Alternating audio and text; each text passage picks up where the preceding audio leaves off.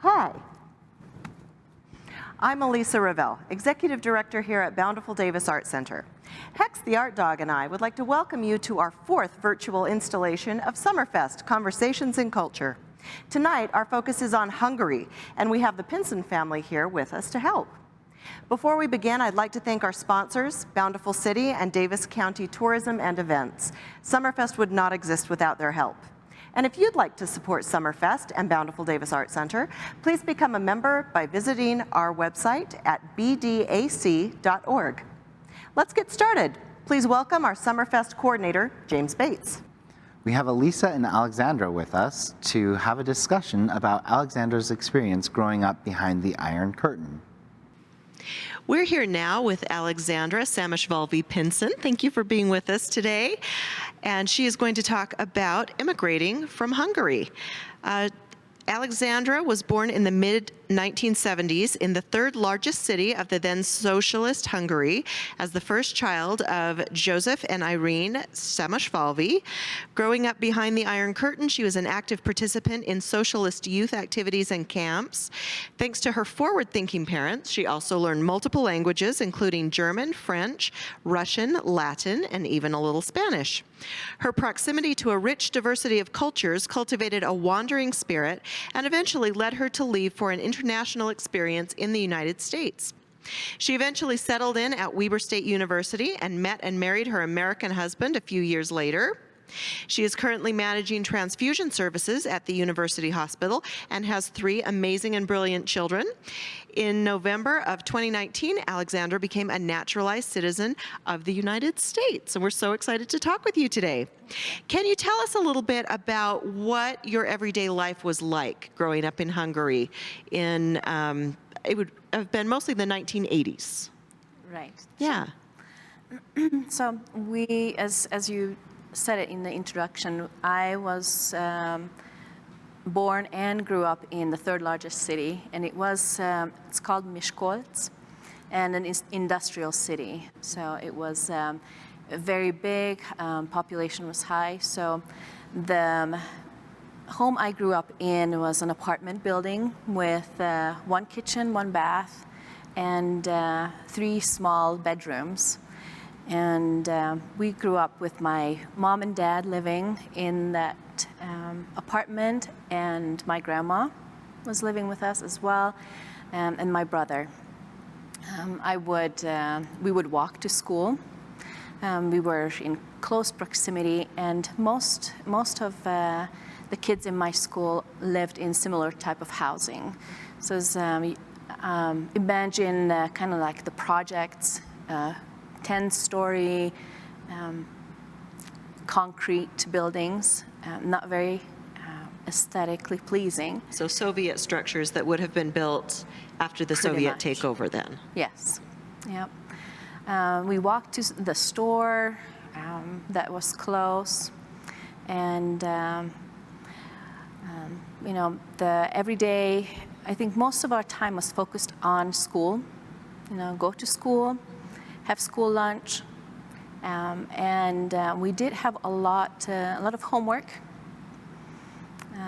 and we had a little bit of music education on the side, and on the weekends we would go to the country where my father had a business, and would spend our weekends and our summers in the country just roaming around. That sounds like a regular great childhood. Pretty much. And it sounds like school would have been very similar then to the schools that we have here. A little bit. The structure of the schools is, the elementary school is 8 years or 8 grades from the age of 6 until 14. And that structure recently changed to resemble more the American setup with the elementary school, the middle school, and the junior high and high school structure. The difference is, I think the biggest difference is that the same grade, you know, let's say you have 100 kids in the same grade, in the first grade, and we'd be divided into groups of about 30. And that group of kids, it's like a homeroom with one teacher, kind of our classroom teacher. And that group of kids would have the same curriculum, the same classes for the 8 years. So you get to be really close with that group of kids your age. Oh, wow. Yeah, so that's quite a bit different then. Yep. That is really interesting. And so then by the time you got to your teenage years, what was school like and what did you and your friends do for fun? So one interesting setup in Hungary, at least at that time, was that the four-year high school, and there were three different high school levels, if you want to say that.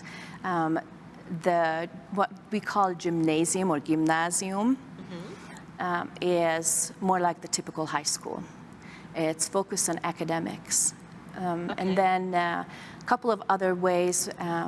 The one is more like a technical school, so technical education, not so much focus on language arts and mathematics and science. Or practical school. For practical school. And then the third type was kind of a combination of both.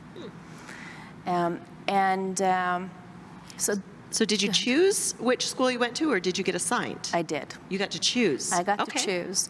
But you have to pretty much know what you want to do very early in life. Because to get into the gymnasium or the gymnasium, you had to actually take an entrance exam. Oh, wow. And you had to have high enough scores to be accepted. And this would have been at age what? 14. 14.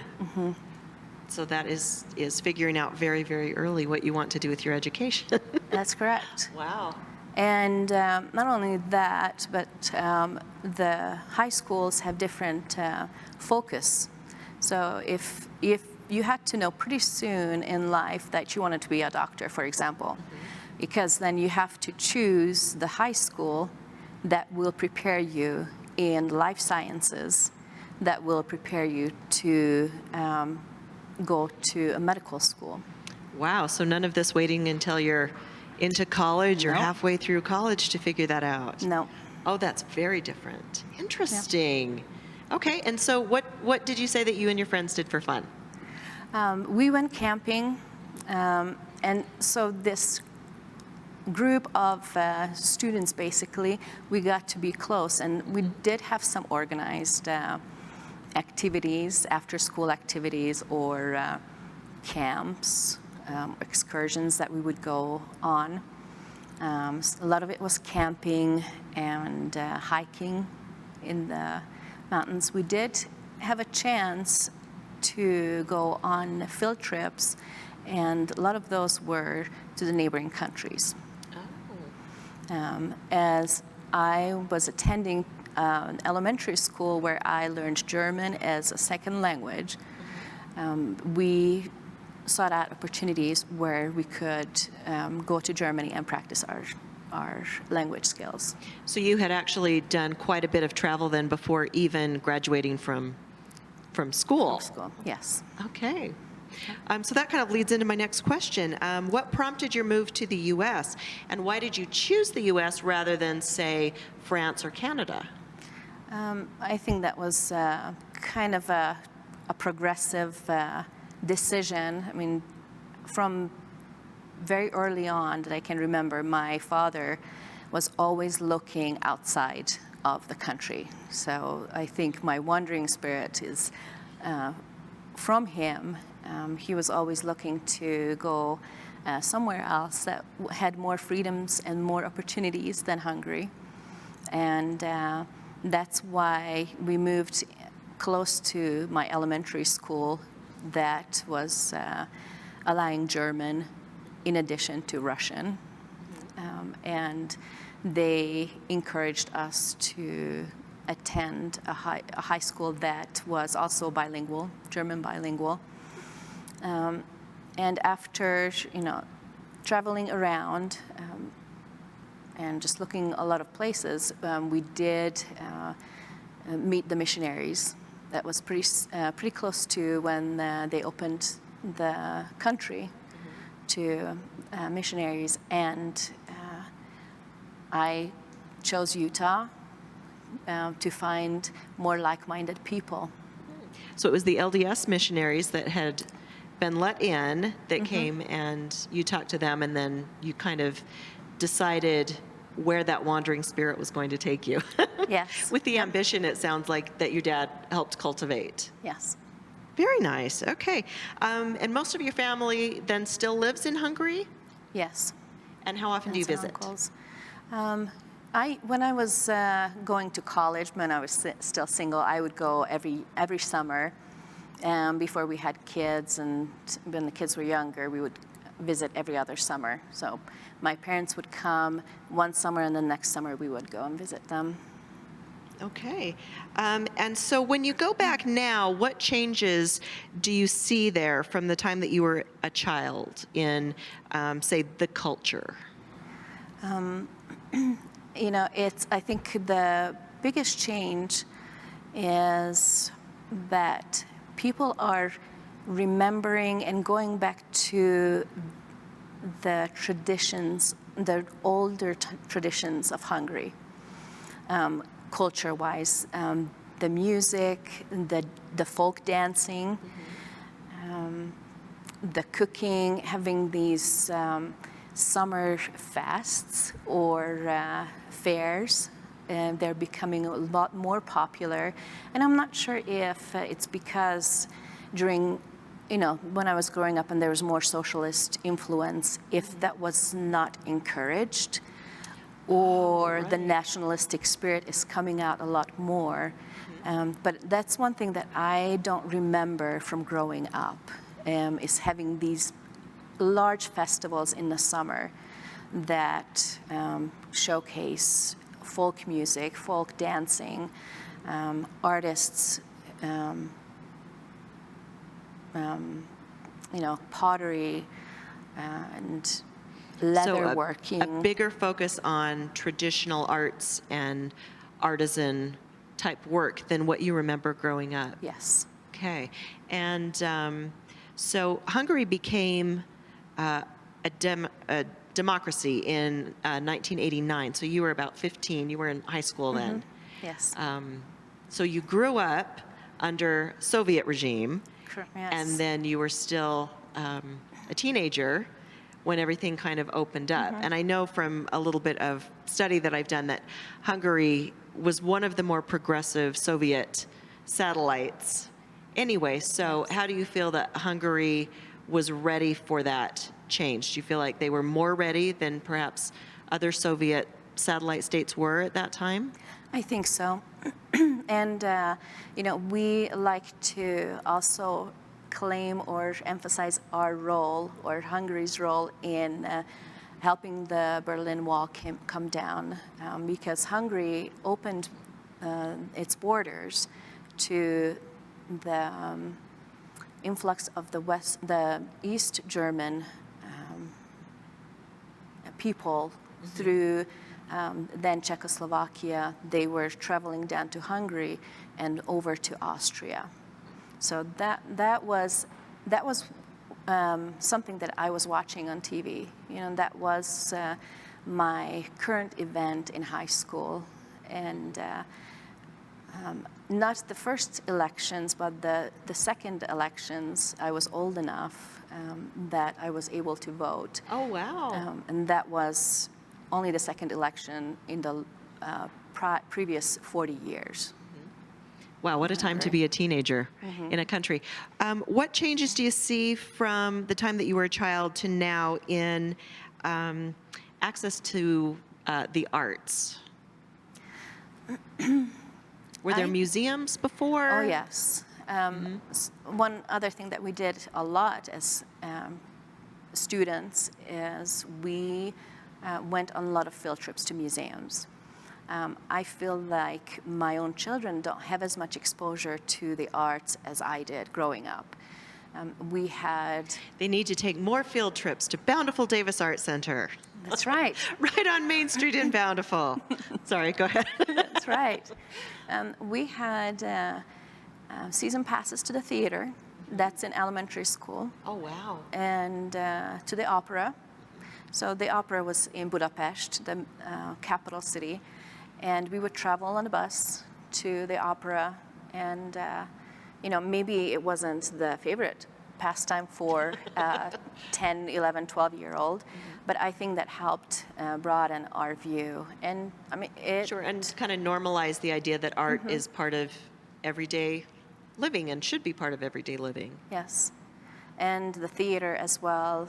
We had a pretty nice theater in my hometown. And that was a significant part of my memories. That's great. I mean, coming from a country that is so rich in art and architecture and music history, that's wonderful to see that when you were a child, that was not something that was, stamped out by Soviet rule, that it was still very, very much a part of regular Hungarians' lives. Yeah. Any other observations about changes that you've seen in Hungary since you moved away? I think there are a lot. The businesses are, economically, the businesses are thriving more or better. Not, it's still not perfect or not great, but there are a lot more opportunities for individuals to start their own businesses. There are a lot more opportunities for education. As I said, you had to know pretty early on what you wanted to do. And I think that kind of loosened up a little bit. Changing your path was really difficult when I was growing up. I think that's a lot easier now. And there are a lot more opportunities to pursue not just the classic education, but a little bit more different ones. Great, so good changes then. Yes. For Hungary. That's great. In 1989, like we had talked about, Hungary became a democratic parliamentary republic after decades of being the Soviet satellite state. How do you and your family there, if you have talked about this, feel about recent events in Hungary where the Prime Minister, Viktor Orban, has declared emergency powers and will rule by decree during the pandemic? This law apparently has no sunset clause, and it's been criticized by saying that Orban has dropped any pretense of respecting democratic institutions. Is this worrisome to those who are still living in Hungary that remember living under Soviet rule? Does this trigger things for them? Does it worry them, or do they feel like it's not that big of a deal, it's a glitch? I was talking to my father about that, and it's interesting how he was the one who was pushing me to look outside, and he did not have any worries about that. That clause was ended this week.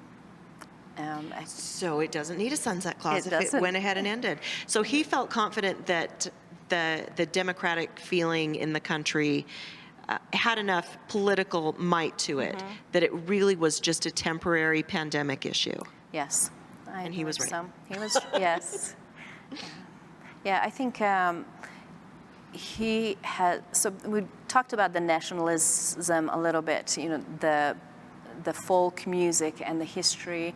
Yeah. I think a lot of Hungarians look at Orban and think that some of the things that he's done, he has helped preserve the country. You have looked a little bit into Hungary's history, and Hungary has been ravaged by history, yeah. And if you really, it's a very old country with a rich history, but a very young democracy. It's younger than the U.S. Right. Oh, right. and they're trying to figure it out. Well, it sounds like they are very resilient, and I mean, with such a rich heritage as well, I imagine that kind of helps them feel like they have a good leg to stand on, you know, regardless of kind of what's going on in the rest of the world.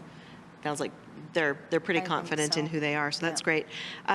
What would your response be to people in the U.S. who are currently worried that the U.S. is sliding into some type of socialism or even communism? You know, when you asked me before, I said, you know, be careful what you wish for. Right. I think there are a lot of good things about the idea of socialism. Growing up, I didn't see a lot of the positives. You know, I felt like my choices were limited, and that, for example, healthcare was not the highest quality, and there was always a lot of bribery.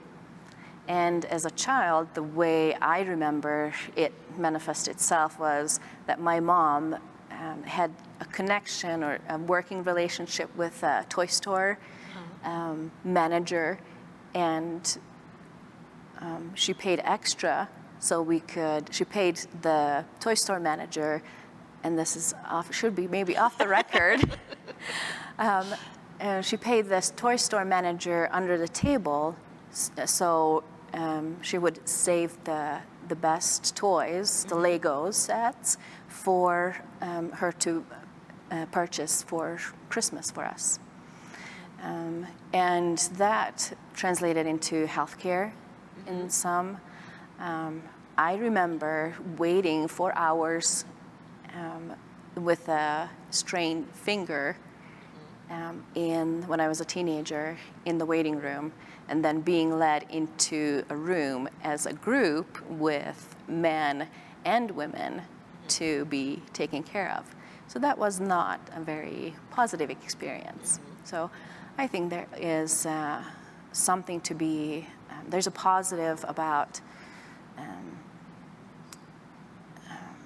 you know, allowing competition to improve the quality. Okay.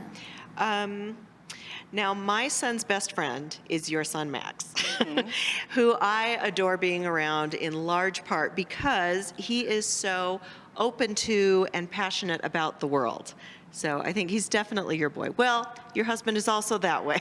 Yes. So maybe there was no way for him to get around that. He loves travel. He loves adventure. He loves new food. He loves cooking. So I am interested in knowing what things you have done as a parent that have helped to cultivate that love of the world in your children. Well, I would love to claim something really, you know, something that I've done as a routine or something very planned, but I think I have my husband to thank for that in a large part, because when we go travel back, it took me a long time and many trips to start seeing my city and my own country in a different way. You know, when I was growing up, there was a lot of there were a lot of feelings of discouragement or not seeing a bright future, and struggling, and not a lot of happiness. So those feelings would come back to me when we would travel back. And seeing my family or viewing my own country through their eyes, I think helped me appreciate it a lot more. So Max is going to share with us some of the wonderful traditions that you have continued in your home from Hungary. And I would like to know, what are some of your favorite things about your country of origin?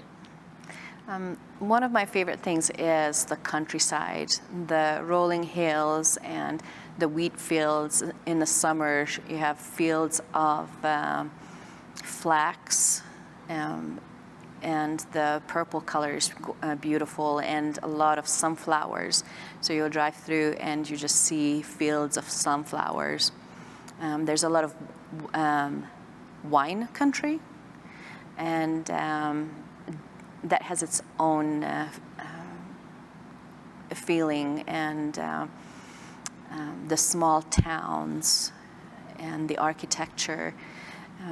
And the other thing that I love about my country is the folk art and the dancing, like I said, the costumes. We do love when we can get the Hungarian dancers to come to Summerfest. Yes, They're wonderful, beautiful music. The music and the costumes are beautiful, and I'm glad that that has been preserved. And the art, there's a lot of pottery and just the visual arts. And I did bring some. Well, we would love to see Some it. show and tell. Yes. So this piece of pottery is actually from Transylvania, and the colors, the brown, yellow, green, and blue, are very traditional colors, and this is tied to a very old myth, or Hungarian myth. That probably won't go into it, but there's a lot of different type of pottery that I really love. Oh, that's beautiful. And we do love Hungarian folk tales. And the folk tales, yes. And We're big fans of that here. yeah, and the illustrations of the folk tales, I think. I've been trying to get Olivia, my daughter, who's an artist, to try and incorporate some of the style into her art, because I think it's very, very different and It's very definitely traditional, distinctive. Yes, absolutely beautiful. and reflects kind of the embroidery. There's a lot of embroidery as well. That's great. We do love the folk arts from Hungary. Yeah. Absolutely beautiful. So what do you think that the U.S. could learn from Hungary? Resilience, I think, and not forgetting our past. Learn from the past, but our history. And I think Hungary needs to learn a little bit more about this as well. Is not to focus so much on, not to look back so much into what went wrong. Or not to focus on that, but learn from that and see what we can do better in the future. Very good advice. Well, thank you so much for being with us for Summerfest Conversations in Culture. Thank you for having me. We have loved to have you. Thanks so. Next up, we will be talking to Alexandra's wonderful son, Max, and he's going to tell us about some of those fun Hungarian folk traditions. We're here now with Max Pinson, Alexandra's son, and Max is going to tell us all about traditions in Hungary that he loves, starting with holiday traditions. Holiday traditions, yes. So the Christmas that you'll get in Hungary is a lot different than what you'd see in a Western geared holiday scene in America, for instance. What you get with holiday figures like Santa Claus is a far diluted version of characters you get in European folklore, like, for instance, Saint Mikuláš. Gift giving in Hungary will take place at two separate occasions, one on the 6th of December with children leaving out polished boots or shoes on their window ceilings with hopes that Saint Mikuláš will leave. And what holiday is December 6th? I don't know. I don't know the name of it. Isn't it St. Nicholas Nacht? No, it's, I don't know if it's St. Nicholas Nacht. I don't know what the actual name of it. I just know that that's that's what happens on that day. Okay, and then so they leave out their shoes, Their shoes, yes. and their shoes are filled. Their shoes are filled with toys and maybe some candy.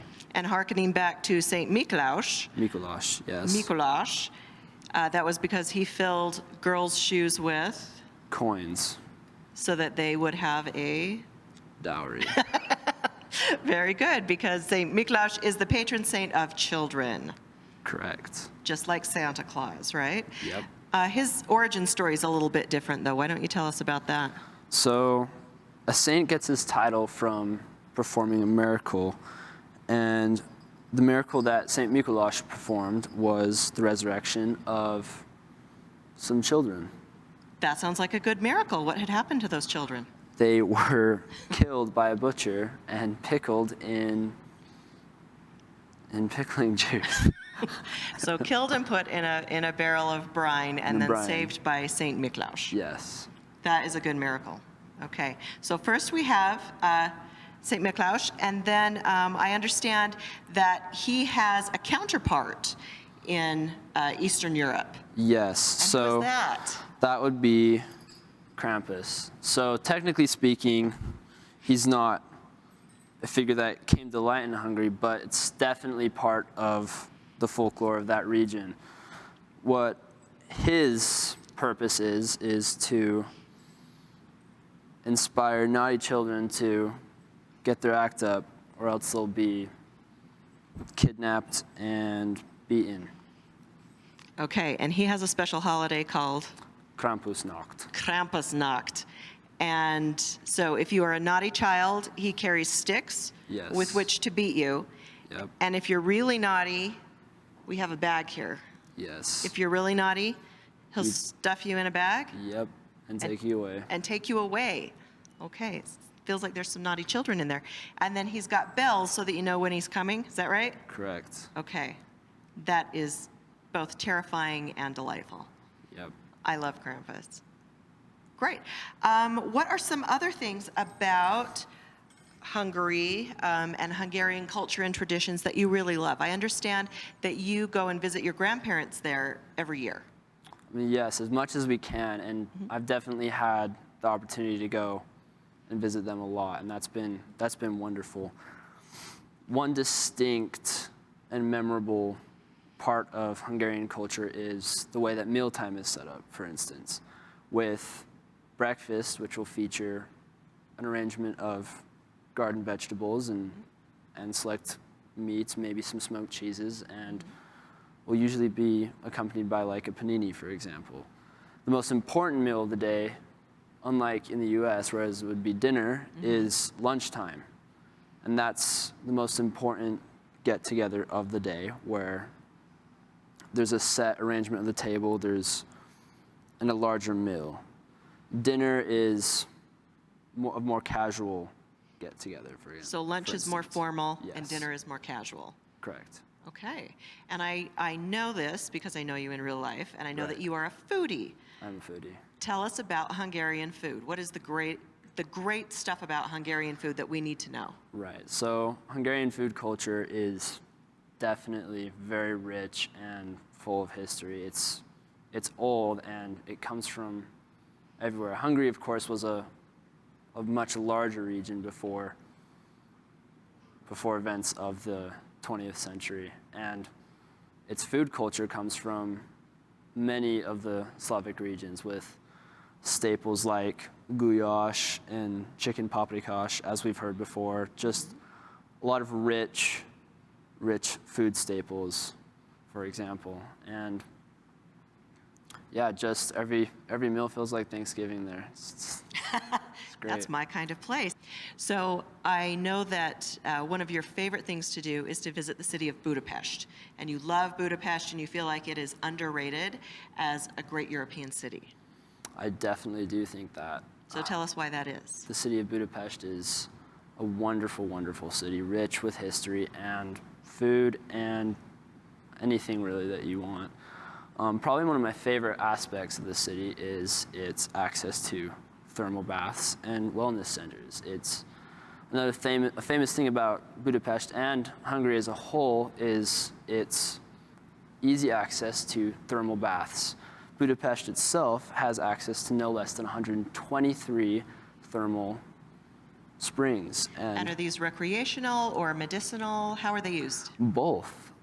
Their earliest uses were mainly medicinal, as their main titles go by wellness centers. But as years have gone on, they've definitely held places as recreation as well. The architecture around these bathhouses itself is quite beautiful.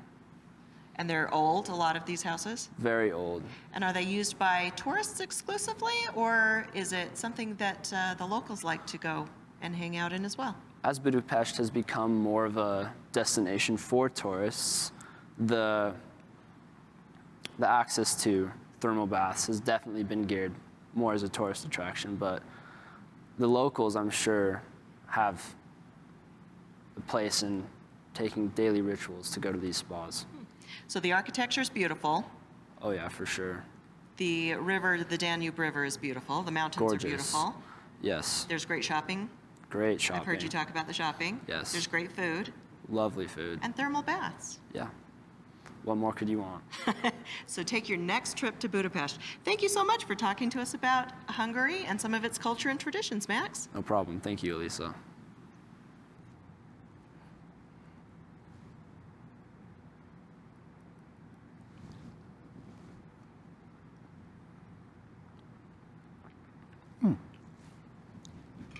Max, thank you so much for sharing all of that with us. I know that I would have suffered many beatings from Krampus as a child. Next, we have some Hungarian recipes for you to try. First, we have a cauliflower soup. And this recipe is more than a century old. Even though the list of ingredients is short, the soup is rich in flavor. The soup is a mainstay of lunches in Hungary. Next, we have chicken paprikash. This classic dish is the highlight of a Sunday lunch. It's one of the most famous Hungarian dishes, usually mentioned among the Hungarian food that travelers already know about or have tried. Customs vary from house to house, and there isn't a set recipe that stands above all. Every family has their own special way of making the dish. Lastly, we have a honeycomb toffee for you to try, or Törökméz as it's called in Hungarian. It is a popular treat loved by children and adults alike. For your enjoyment, we tested how easy it is to make Törökméz yesterday with Henry and Jack. Here's a video of how it went. All right, I'm Henry. And I'm Jack. And today we're making Hungarian honeycomb toffee. So this toffee is really easy to make. You only need 3 ingredients. You need 1 cup of sugar, 8 tablespoons of honey, and 1 teaspoon of baking soda. You'll also need a pan lined that has buttered parchment paper on it for when you let it cool.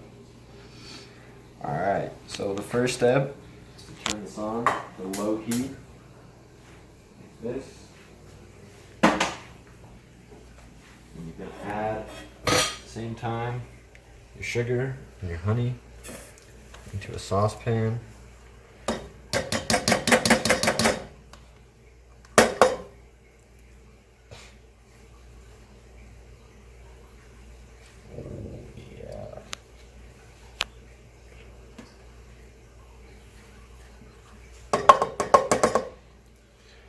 Give it a good stir. And then what you're going to want to do is you're going to want to just stir it around like this while it gets hot.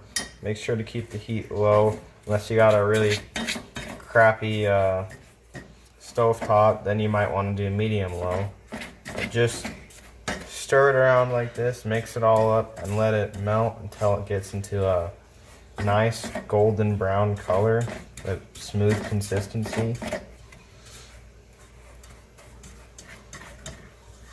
It's important to scrape it away from the edges to make sure it doesn't burn. Spatula might be a little bit better for this than a spoon like this, but we'll make it work.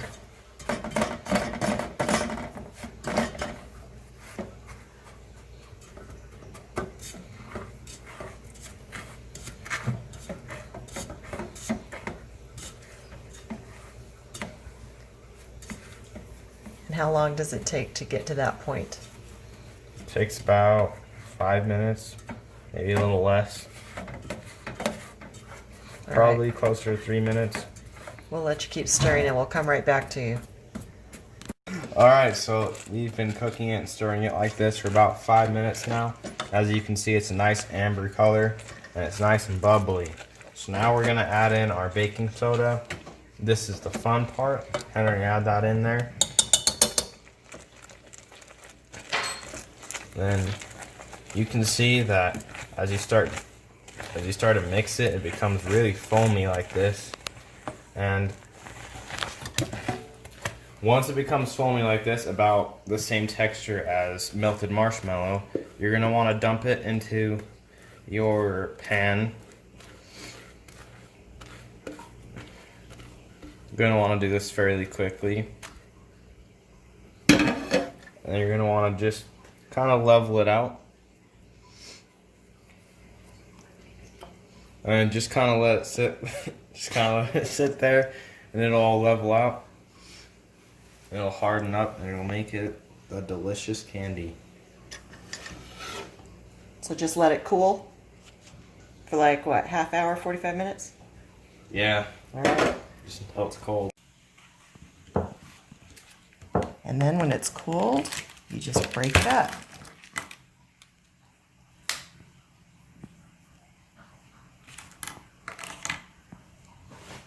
Honeycomb candy. Next, we have our Art at Home project. This week, we will be making paper Krampus dolls.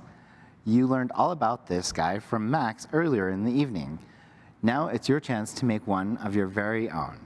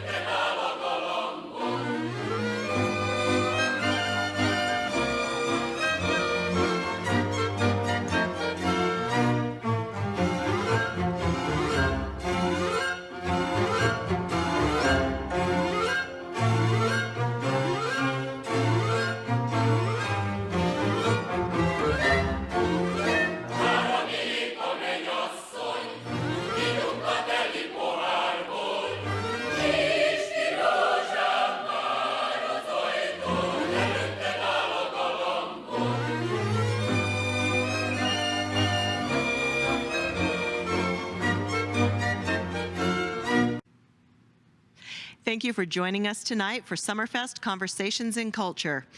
Thanks again to our major sponsors, Davis County Tourism and Events and Bountiful City. Thank you to our wonderful guests, Alexandra and Max Pinson. And thank you to our crew, John Catlin, our sound engineer, and our fantastic BDAC staff, Cara, Krebs, Alison, Neville, and James Bates. Please join us again next Monday night for our final program, where we'll be focusing on South Sudan. Videos are also available on BDAC's YouTube channel. See you next week.